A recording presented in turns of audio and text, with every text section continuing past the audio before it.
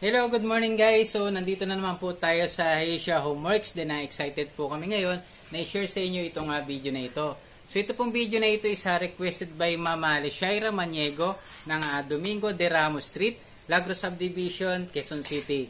So, shoutout sa iyo ma'am and thank you very much po at kami na pagkatiwalaan nyo para mag-repair po ng sofa bed ninyo.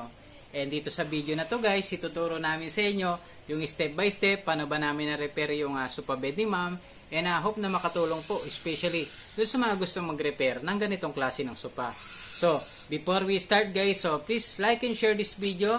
Don't forget to subscribe and pahit na rin po yung notification bell para mas updated ka po sa mga bago ginagawa natin dito sa Asia Homeworks. And please support also our FB page, Asia Upholstery Shop and Asia Business Hub. So, thank you and see you soon!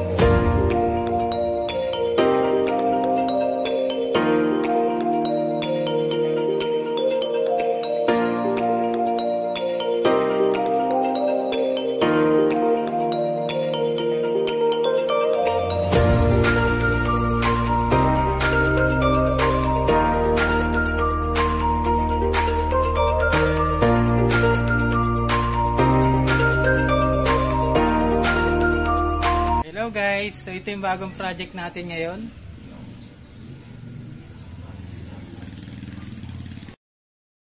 Hello guys, so ito yung bagong project natin ngayon, yung sofa bed ni Ma'am Lishaira. So shoutout sa iyo ma'am and thank you very much po. So as usual dito sa Asia Homeworks guys, initial checking tayo dun sa sofa ni ma'am bago natin baklasin, no? So yan, obviously guys, so nakikita naman natin made from leather na kulay beige yung cover ng sofa bed ni ma'am, and then may mga nakikita na tayong punit at palitin na rin talaga. Then pakita ko na rin guys sa inyo kung paano pong na-activate yung mismo sandalan ng sofa ni ma'am, so para maging higaan naman siya, no? So ayan, and then i-check na rin natin guys yung mismong upuan kung ano yung status ng foam nya. So ayan, so talagang palitin na rin guys, so manipis na, no? So ayan guys, so ang plan natin dito guys is palitan natin ng cover, and then check na rin natin yung loob kung may mga defect pa, may mga sira pa na kailangan palitan, and then tanggalin yung mismong dugtungan doon sa gitna kasi doon nagsisimula yung punit ng sofa. So okay guys, so baklasin natin to, and tara, let's go.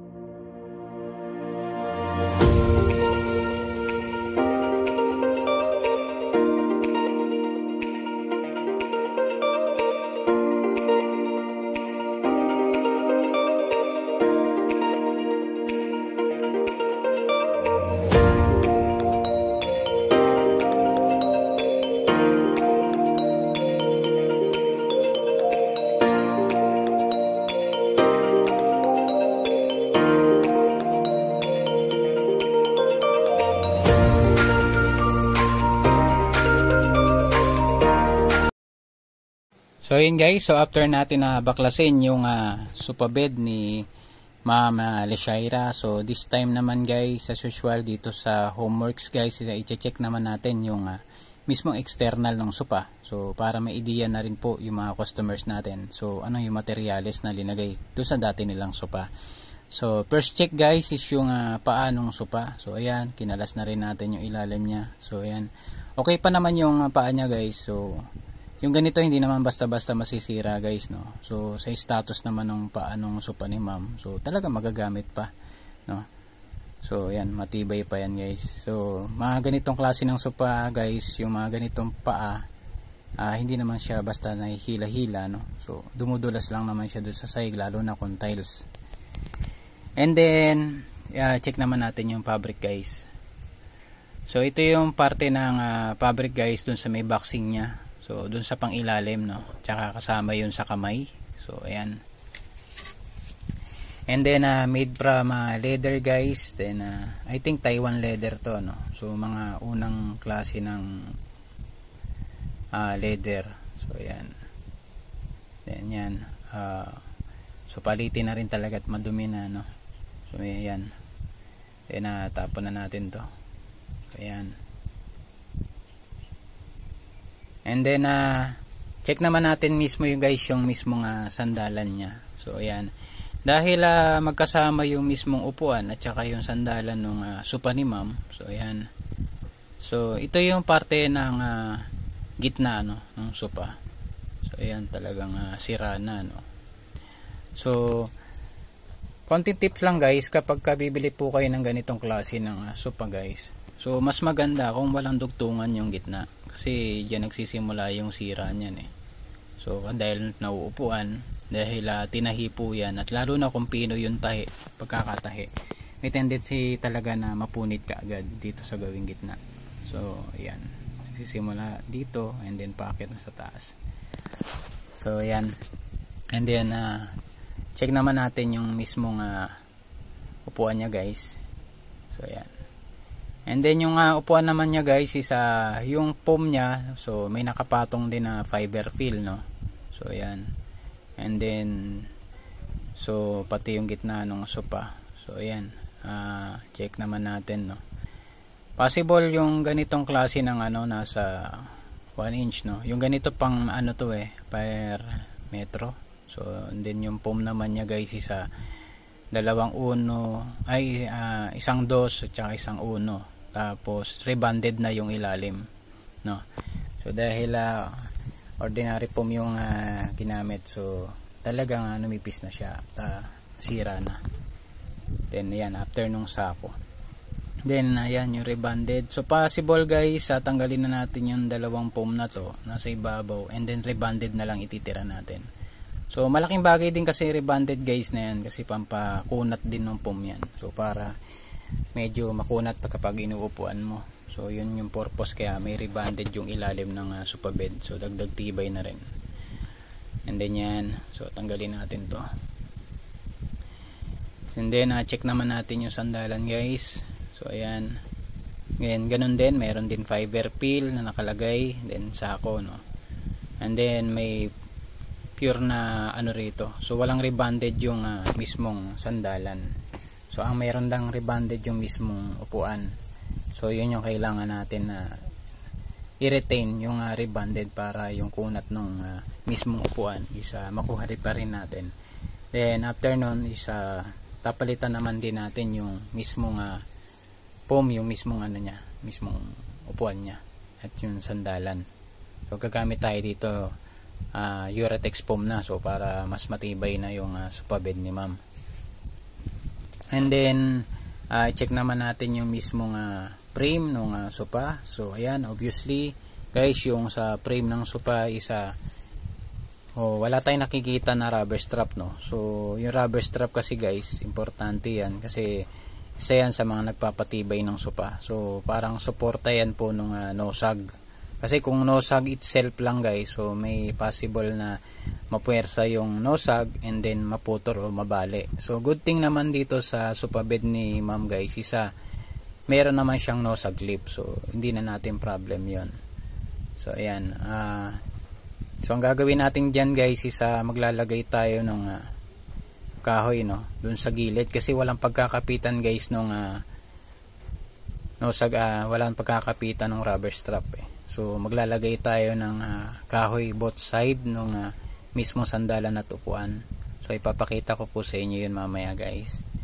And then pagdating dun sa kamay naman niya guys, sa mismong frame niya, ayan, dahil natatanggal siya guys, napapaghiwalay yung kamay at saka yung mismong higaan. So ayan, so check na rin natin yung frame nung kamay.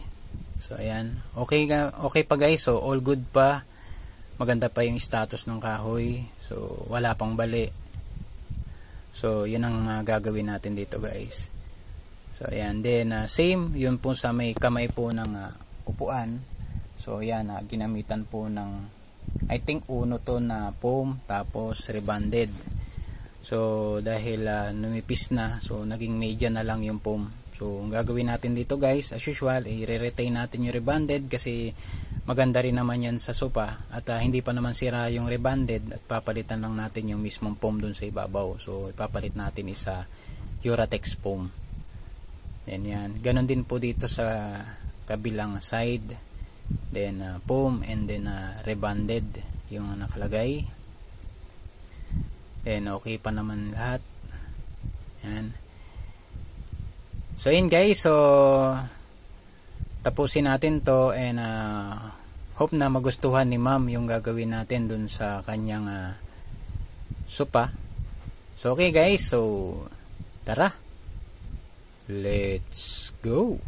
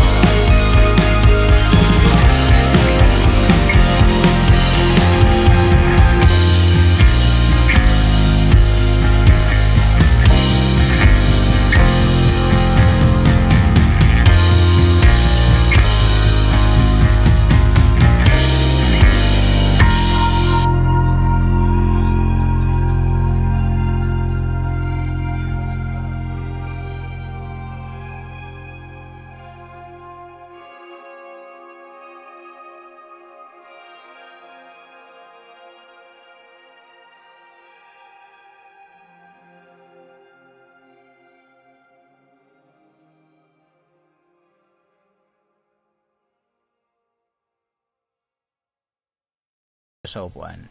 So yan guys is naglagay tayo niya para gawing pamakuan ng mismong rubber strap. So para maging dagdag tibay no dun sa sopa ni ma'am. Yan. And then para hindi na rin po mapuwersa yung nosag no nung mismong upuan. And then yan, i-check na rin naman natin yung nosag guys. So okay pa. And then ayan, naikabit na natin ang maayos gamit shoe tacks. So ayan. So okay na.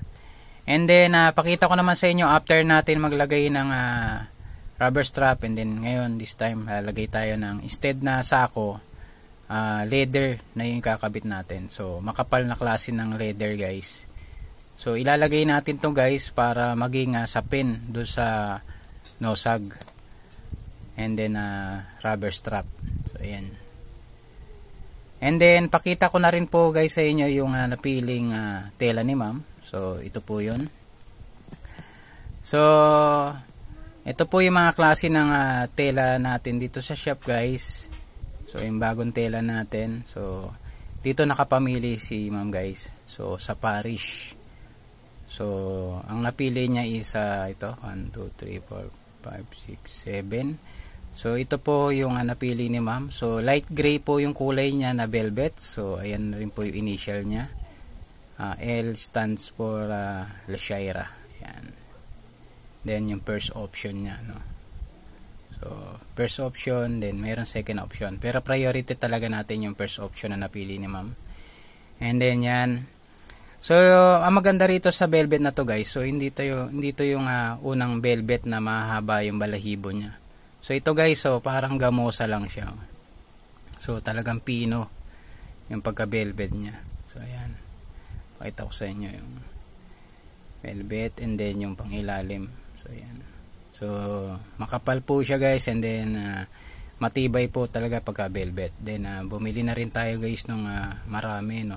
So para okay lang guys na sumobra, okay lang sa amin 'yan kaysa naman sa kumulang. And then yung foam na ikakabit natin guys, syempre Uratex foam. So papalitan natin yung sirang foam ni ma'am and then ititira natin is yung mismong foam dun sa mismong ilalim lang ng sopa ni ma'am, which is yung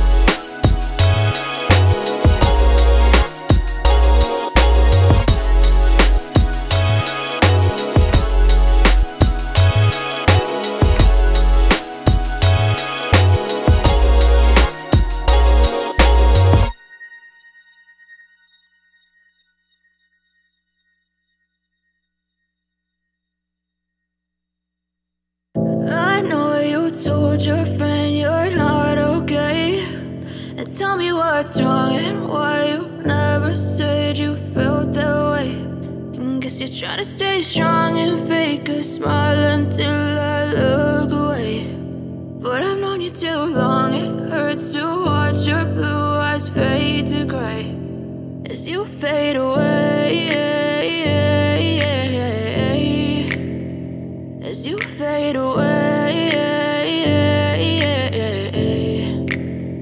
Yeah, I'm about to fade away, cause every time I wake up I feel like it's Monday. Something's going wrong with all the chemicals up in my brain. All of a sudden I don't look at anything the same way. Gotta build up of my thoughts sitting in an ashtray. I'm sorry that I'm so inconvenient, okay. Just let me be me and I'll stay out of your way. I can see the way you look at me, I'm such a disgrace. I never really asked to be brought into this place. You wanna love me? Well then baby, have a taste. All the highs and the lows, no, you'll never be the same. I don't really wanna hurt you, but I can't control the pain. If you're sticking by my side, maybe we could be okay. Okay, maybe you could be the change I need today. I promise that I've never felt this way. I really hope that you will choose to stay through all the pain. I know you told your friend you're not okay, and tell me what's wrong and why you never said you felt that way. Guess you're trying to stay strong and fake a smile until I look away. But I've known you too long, it hurts to watch your blue eyes fade to gray as you fade away, as you fade away, as you fade away.